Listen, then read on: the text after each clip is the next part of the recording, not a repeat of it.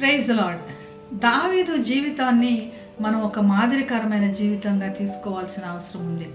దావీదు ప్రతినిత్యం కూడా దేవునికి మాత్రమే ప్రార్థన చేస్తూ, దేవుని మీద ఆధారపడుతూ, ప్రతీది కూడా దేవునితోనే మాట్లాడుతున్నట్లుగా, బాధలో ఆయన్ని ఆశ్రయించి, వేదనలో ఆయన మీద ఆధారపడి, సంతోషంలో కూడా ఆయనతోనే ఉన్నట్లుగా మనకు ఎంతో కనపడుతుంది. ఇటువంటి జీవితం మనం అవసరంగా అలవాటు చేసుకోవాల్సిన అవసరం ఉంది. మంచి కీర్తనలో ఇలా రాసుకున్నాడు, 116వ కీర్తనలో, యెహోవా నాకు చేసిన ఉపకారములన్నిటికీ నేనేమి చెల్లించగలను అని. నేను ఇబ్బందిలో ఉన్నప్పుడు నా మొర విన్నావు, నీకు వందనాలు.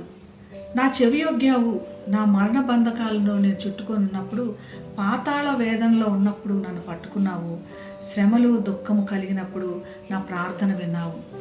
నీకు మొరపెట్టాను, నీవు నాకు జవాబిచ్చావు. నీవు నీతిమంతులకు వాత్సల్యం కలగవాడవు, సాధువులను కృంగనీయవు అన్నట్లుగా తన గురించి ఎంతో గొప్పగా ప్రతి అడుగులో కూడా దేవుణ్ణి మాత్రమే ముందు పెట్టుకొని నడుస్తున్న వాళ్ళ కనపడుతున్నాడు. నా ప్రాణం నాకు క్షేమం విస్తరింపచేసి, కన్నీళ్లు విడవకుండా నా కన్నులను జారిపడకుండా నా పాదములను తప్పించున్నావు అని.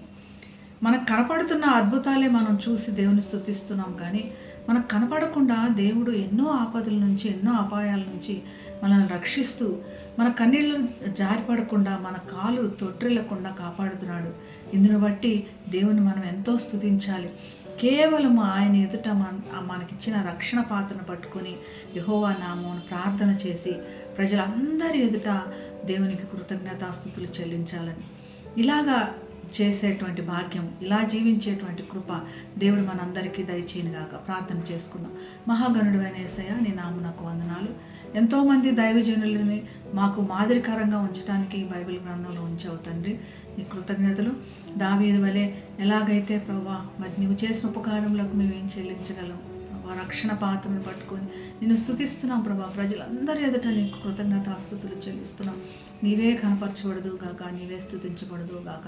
మా ప్రతి పరిస్థితుల్లోనూ నేను స్తుతిస్తూ యేసు నామమున ప్రార్థిస్తున్నాం తండ్రి. ఆమేన్. Have a blessed day. God bless you.